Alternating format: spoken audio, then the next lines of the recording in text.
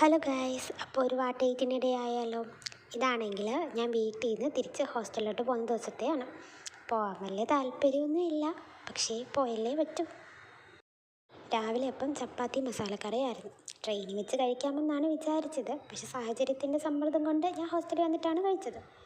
ഉച്ചയ്ക്ക് ഞാൻ വേറെ ഏതൊക്കെയോ കറികൾ പ്രതീക്ഷിച്ചാണ് പോയത്, പക്ഷെ കിട്ടിയത് ചോറും സാമ്പാറും അച്ചാറും പിന്നെ തോരനുമായിരുന്നു. പിന്നെ കൂട്ടത്തിൽ കൊണ്ടുപോയ ചമ്മന്തിപ്പൊടി ഉണ്ടായിരുന്നു.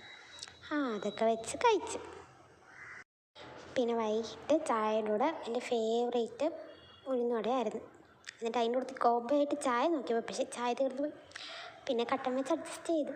അത് കഴിഞ്ഞിട്ട് പിന്നെ കുറച്ച് അസൈൻമെൻറ്റിൻ്റെ പരിപാടി ഉണ്ടായിരുന്നു. അപ്പോൾ വെറുതെ അസൈൻമെൻറ്റ് ചെയ്ത് ഒരു രസമില്ലെന്ന് വിചാരിച്ച് വീട്ടിൽ നിന്ന് കൊണ്ടുവന്ന് കുറച്ച് ചിപ്സ് കഴിച്ചു. രാത്രിയിൽ കഞ്ഞിയും പയറും പപ്പടവും അച്ചാറുമായിരുന്നു. കഞ്ഞിയാണെന്ന് നേരത്തെ അറിയാത്തതിനാൽ ഞാൻ സ്പൂണ് കൊണ്ടുപോയില്ല. പിന്നെ കഞ്ഞി കുടിക്കാൻ സ്പൂണിൻ്റെ ഒന്നും ആവശ്യമില്ലല്ലോ, കൈ വെച്ചങ്ങ് കുടിച്ചു.